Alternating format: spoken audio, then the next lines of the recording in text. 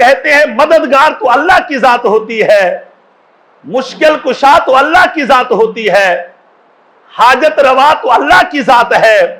قرآن مجید فرقان حمید میں موجود ہے، اللہ ارشاد فرماتا ہے کہ جب تم ریگستانوں میں، صحراؤں میں، کشتیوں میں ڈوبنے لگتے ہو، مجھے بتاؤ تو صحیح اس وقت تم کس کو پکارتے ہو؟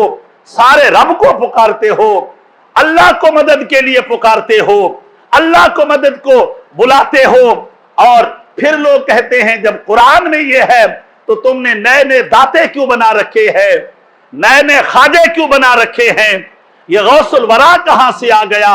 یہ داتا پیا کہاں سے آ گیا؟ یہ غوث الثقلین کہاں سے آ گیا؟ اللہ اکبر، میری سمجھ میں نہیں آیا۔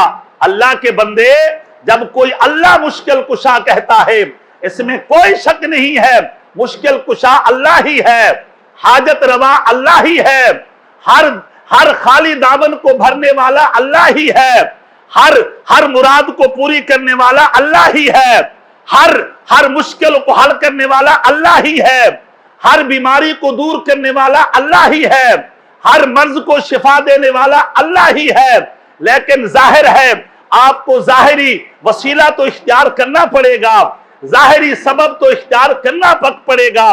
آپ اللہ کو پکاریں گے، یا اللہ میری مدد کو آپ اللہ کو پکاریں گے، یا اللہ میری امداد کو آپ اللہ کو پکاریں گے، یا اللہ میری مشکل حل کر۔ رب کعبہ کی قسم، تمہاری مشکل حل کرنے کے لیے اللہ نہیں آئے گا، اللہ جہاں بھی ہے وہ شایع نشان تمہارے سامنے نہیں آئے گا، اللہ دنیا میں سے کسی کو بھیجے گا، اللہ بندوں میں سے کسی کو بھیجے گا، اللہ ظاہری سبب میں سے کسی کو بھیجے گا، اور وہ تمہاری مدد کرے گا۔ تب بھی ہم کیا کہتے ہیں؟ یہ مدد کس کی ہے؟